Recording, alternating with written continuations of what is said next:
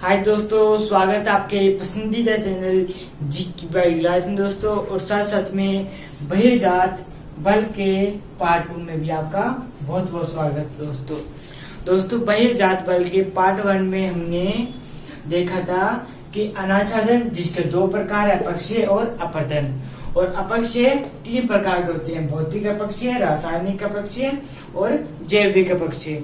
हमने कल देखे थे कि अपक्षय के जो 3 प्रकार है उसमें से जो पहला प्रकार है भौतिक अपक्षय, वो हमने कल देख लिए थे दोस्तों। और आज हम दोस्तों मतलब कि बहिर्जात बल के पार्ट 2 में हम रासायनिक अपक्षय के बारे में और जैविक अपक्षय के बारे में पढ़ेंगे। तो बहुत ही मजेदार वीडियो है दोस्तों, वीडियो को शुरू से लास्ट तक जरूर देखिए, तभी आपको जो बहिर्जात बल है वो आपको समझ में आएगा। तो बिना देर साथ वीडियो शुरू करते हैं दोस्तों। आज का हमारा टॉपिक है रासायनिक अपक्षय और जैविक अपक्षय। तो सबसे पहले हम दोस्तों रासायनिक अपक्षय के बारे में पढ़ते हैं।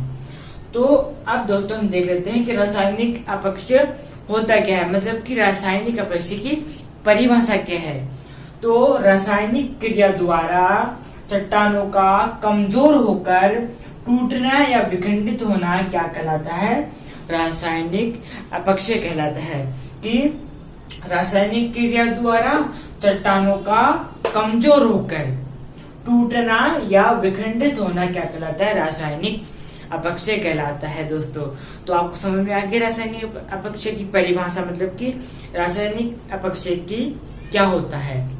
तो अब दोस्तों हमने देख लेते हैं कि रासायनिक अपक्षय के कारण क्या है। दोस्तों हम भौतिक अपक्षय जब पढ़ रहे थे तब भौतिक अपक्षय के क्या कारण है वो हमने देख चुके थे, परंतु आज हम देखेंगे कि रासायनिक अपक्षय के कारण क्या है दोस्तों। तो रासायनिक अपक्षय के कारण में पहला कारण है दोस्तों हाइड्रेशन। हाइड्रेशन को दोस्तों हम जल योजन भी कह सकते हैं। क्या कह सकते हैं, हाइड्रेशन को हम जल योजन भी कह सकते हैं दोस्तों हमने एक टॉपिक पढ़ा था जिसका नाम था चट्टान। जब हम चट्टान के बारे में पढ़े थे तो दोस्तों हमने आपको बताया था कि चट्टानों में दोस्तों खनिजों का सम्मिश्रण होता है, मतलब कि चट्टानों में खनिज मिश्रित होते हैं, खनिजों का मिश्रण होता है। और जब दोस्तों चट्टानों में जल मिल जाता है, खनिजों का मिश्रण होता है, और जब चट्टानों में दोस्तों जल मिल जाता है, मतलब जल उनमें घुल जाता है, जल चट्टानों में मिल जाता है, तो खनिज दोस्तों जल को अवशोषित कर लेते हैं। जो जल चट्टान में मिलता है वह जल को दोस्तों, जो खनिज है चट्टानों में, जो खनिज है वह जल को अवशोषित कर लेते हैं। जब खनिज जल को अवशोषित करते हैं तो चट्टानों में प्रसार होता है। क्या होता है, चट्टानों में प्रसार होता है दोस्तों। जब प्रसार होता है दोस्तों चट्टानों में, तो चट्टानें कमजोर हो जाती है। क्या होती है, जो चट्टानें हैं यह कमजोर हो जाती है, मतलब कि चट्टानों में दरारें पड़ जाती है, चट्टानें विखंडित हो जाती है। तो इसे हम हाइड्रेशन के द्वारा चट्टानों का विखंडन कहते हैं। तो आपको समझ में आ गया कि जल योजन मतलब हाइड्रेशन के द्वारा कैसे चट्टानों का विखंडन होता है, मतलब चट्टानें कैसे टूटती है। तो रासायनिक अपक्षय क्या होता है दोस्तों, आपको समझ में आ गया।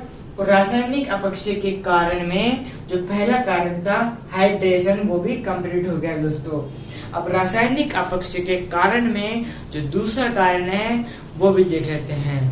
आगे दोस्तों रासायनिक अपक्षय के कारण में दूसरा कारण कार्बनीकरण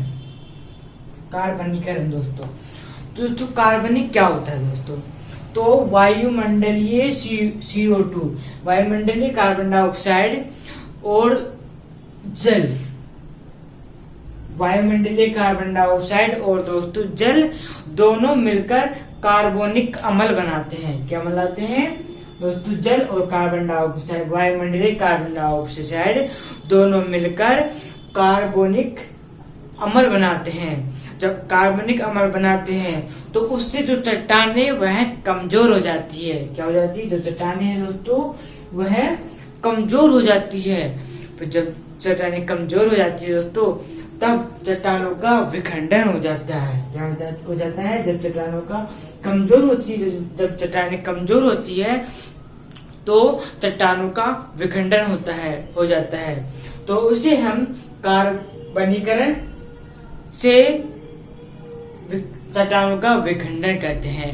तो आपको समझ में आ गया दोस्तों कि कार्बनीकरण से कैसे चट्टानों का विखंडन होता है, कि वायुमंडलीय कार्बन डाइऑक्साइड और जल दोनों मिलकर कार्बनिक अम्ल बनाते हैं, जिससे चट्टानें कमजोर हो जाती है और चट्टानों का विखंडन हो जाता है, मतलब चट्टानें टूट जाती है। इसमें चूना पत्थर और डोलामाइट की चट्टानें आती है। कार्बनीकरण के अंतर्गत दोस्तों चूना पत्थर की चट्टानें और डोलामाइट की चट्टानें आती है। तो आपको समझ में आ गया दोस्तों कार्बनीकरण, रासायनिक अपक्षय के दूसरा कारण कार्बनीकरण। तो अब तीसरा कारण है ऑक्सीकरण। क्या तीसरे कारण है दोस्तों? ऑक्सीकरण। तो अब दोस्तों ये ऑक्सीजन क्रिया क्या होती है, तो देख लेते हैं कि धात्विक खनिजों में दोस्तों जो ऑक्सीकरण जो क्रिया है यह धात्विक खनिजों में होती है। कहाँ होती है? धात्विक खनिजों में होती है। और दोस्तों धात्विक खनिजों में लोह धात्विक खनिजों में होती है। किसमें? लोह धात्विक खनिजों में ऑक्सीकरण क्रिया होती है। और ऑक्सीकरण क्रिया में दोस्तों वायुमंडलीय ऑक्सीजन, क्या ऑक्सीकरण क्रिया में दोस्तों वायुमंडलीय ऑक्सीजन जल में घुल जाता है, मतलब जल में मिल जाता है, जिससे जो सेल खनिजों मतलब या धात्विक खनिजों ये धात्विक ऑक्साइड में बदल जाते हैं। दोस्तों जब वायुमंडलीय ऑक्सीजन जल में मिल जाता है तो जो सेल खनिज है, मतलब जो धात्विक खनिज भी कह सकते हैं सेल खनिजों को, जो सेल खनिज दोस्तों धात्विक ऑक्साइड में बदल जाते हैं।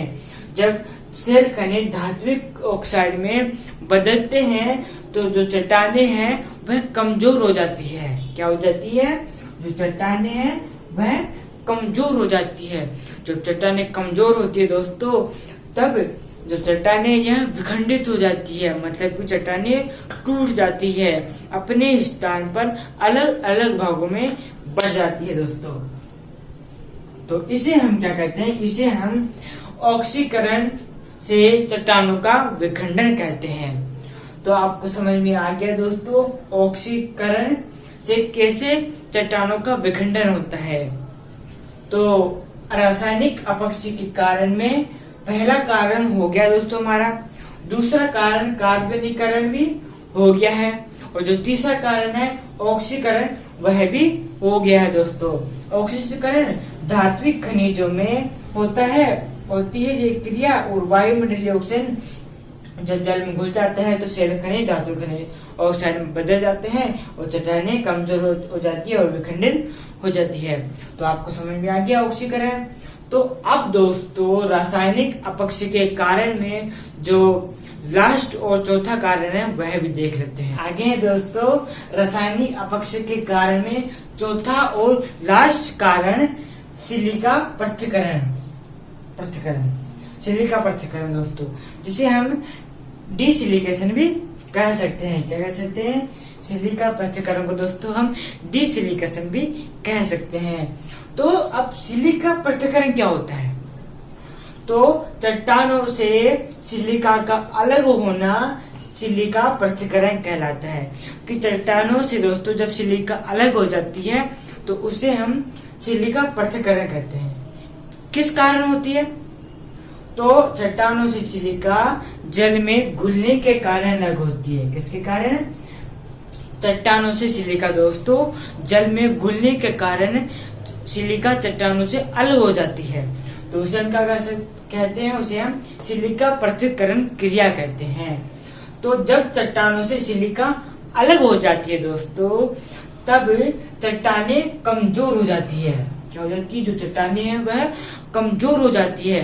तो जब कमजोर हो जाती है तो चट्टानों का विखंडित हो जाती है, मतलब जो चट्टानें हैं यह विखंडित हो जाती है। जो चट्टानें कमजोर होती है वह चट्टानें विखंडित हो जाती है दोस्तों।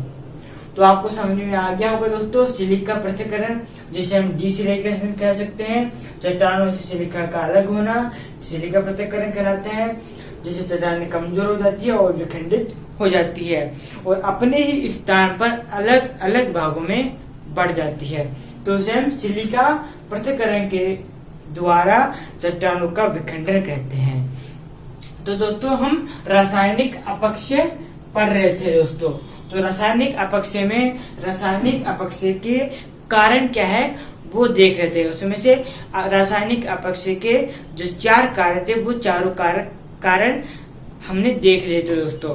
तो अब लास्ट हमारा है जैविक अपक्षय। जो अपक्षय को 3 भागों में बांटा गया था, भौतिक अपक्षय, रासायनिक अपक्षय और जैविक अपक्षय, जिसमें से भौतिक अपक्षय कल हो गया था और आज रासायनिक अपक्षय हो चुका है अब तक, और अब है जैविक अपक्षय। तो दोस्तों अब जैविक अपक्षय क्या होता है? तो जैविक पदार्थों के कारण चट्टान अपने स्थान पर अपक्षित होती है, तो उसे हम क्या कहते हैं? उसे हम जैविक अपक्षय कहते हैं। अपक्षित का मतलब होता है विखंडित, कि जैविक पदार्थों के कारण चट्टान अपने स्थान पर विखंडित होती है, तो उस क्रिया को हम जैविक अपक्षय कहते हैं। दोस्तों जैविक अपक्षय 3 प्रकार से होता है। कितने प्रकार से? जो जैविक अपक्षय है यह 3 प्रकार से हो सकता है। एक वनस्पति के कारण, दूसरा जीव जंतु के कारण और तीसरा मानव के कारण। दोस्तों जो जैविक अपक्षय है यह वनस्पति के कारण भी हो सकता है, जीव जंतु के कारण भी हो सकता है और मानव के कारण भी हो सकता है। तो दोस्तों अब देख लेते हैं कि वनस्पति के कारण कैसे होगा। तो जब वृक्षों की जो जड़ें हैं ये चट्टान में प्रवेश कर और कणों को ढीला कर देती है, तो उससे चट्टानें टूट जाती है। चट्टानें अपने स्थान पर अलग अलग भागों में बढ़ जाती है, तो उसे हम वनस्पति के द्वारा चट्टानों का विखंडन कहते हैं। तो आपको समझ में आ गया कि जैविक अपक्षय में पहला कारण वनस्पति के से कैसे चट्टानें विखंडित होती है, कि जो वृक्षों की जो जड़ें हैं ये चट्टान प्रवेश कर जाती है। प्रवेश करने के बाद जो उनके कण है उनको ढीला कर देती है। जब ढीला कर देती है तो चट्टानें कमजोर हो जाती है। जब चट्टानें कमजोर हो जाती है दोस्तों तो चट्टानें टूट जाती है। तो आपको समझ में आ गया वनस्पति के कारण कैसे चट्टानें टूटती है, मतलब कि विखंडित होती है। अब दोस्तों दूसरा कारण है जीव जंतु। क्या? जीव जंतु। तो अब जीव जंतु के कारण कैसे चट्टानें विखंडित होती है? तो जीव जंतु में दोस्तों जो जीव जंतु कई जीव जंतु दोस्तों बिल बना के रहते हैं। क्या रहते हैं? बिल बना के रहते हैं। तो जैसे कि एक चूहा है उदाहरण। तो दोस्तों जो चूहा है यह चट्टानों में बिल बना देता है और बिल बनाकर रहता है चट्टानों में। तो जब चूहा मतलब वो जीव जंतु है, जब चूहा चट्टानों में बिल बना देता है तो चट्टानों को खोखला कर देता है। जब चट्टानों को खोखला कर देता है दोस्तों तो चट्टानें कमजोर हो जाती है, तो उससे चट्टानें विखंडित हो जाती है, मतलब चट्टानें अपने ही स्थान पर अलग अलग भागों में बढ़ जाती है। तो उसे हम जीव जंतु द्वारा चट्टानों का विखंडित करते हैं। तो आपको समझ में आ गया कि जीव जंतु के द्वारा कैसे चट्टानें विखंडित होती है। तीसरा कारण है मानव। तो दोस्तों अब आप पूछोगे मानव के कारण कैसे चट्टानें विखंडित होती है। तो दोस्तों जब मानव कृषि कार्य करता है तो जब कृषि कार्य करता है तो चट्टानों को तोड़ सकता है, चट्टानों को विखंडित कर सकता है। और जब खनन कार्य होता है, जब मानव खनन कार्य करता है तो भी चट्टानों को तोड़ सकता है, चट्टानों को विखंडित कर सकता है। तो आपको समझ में आ गया कि मानव कैसे चट्टानों का विखंडित करता है और जीव जंतु कैसे चट्टानों के विखंडित करते हैं और वनस्पति कैसे चट्टानों को विखंडित करती है। अगर समझ में आ गया दोस्तों तो ये था हमारा जैविक अपक्षय कि जैविक पदार्थों के कारण चट्टान अपने स्थान पर विखंडित होती है, तो उसे हम जैविक अपक्षय कहते हैं। जैविक अपक्षय 3 प्रकार से होता है, वनस्पति के कारण, जीव जंतु के कारण और मानव के कारण। जो वनस्पति के कारण वृक्षों की जड़ें चट्टान में प्रवेश कर कणों के लिए विरोध करते थे, चट्टानें टूट जाती है। जीव जंतु कारण चूहे जब बिल बना कर देते खोखला कर देते हैं तो चट्टान टूट जाती है। और मानव कारण कृषि कार्य जब मानव करता है चट्टान तोड़ सकता है, जब खनन करता है तो भी चट्टानों को तोड़ सकता है, तो उसे हम मानव द्वारा चट्टानों का विखंडन करते हैं। तो आपको समझ में आ गया दोस्तों जैविक अपक्षय और सिलिका पृथक्करण। और दोस्तों मुझे पूरा विश्वास आपको समझ में आ गया होगा। दोस्तों अगर समझ में आ गया तो वीडियो को लाइक कर दीजिए, दोस्तों वीडियो को शेयर कर दीजिए। और दोस्तों आज हमने देखा कि जो अपक्षय के जो 3 कारण थे, भौतिक अपक्षय, रासायनिक अपक्षय और जैविक अपक्षय। भौतिक अपक्षय के बारे में हम कल पढ़ चुके थे बहिर्जात बल के पार्ट 1 में, और बहिर्जात बल के पार्ट 2 में दोस्तों हमने देखा रासायनिक अपक्षय और जैविक अपक्षय। और मुझे पूर्वज आपको समझ में आ गए होंगे दोस्तों। और दोस्तों आज के वीडियो यही समाप्त करते हैं, और दोस्तों मिलते हैं बहिर्जात बल के पार्ट 3 में।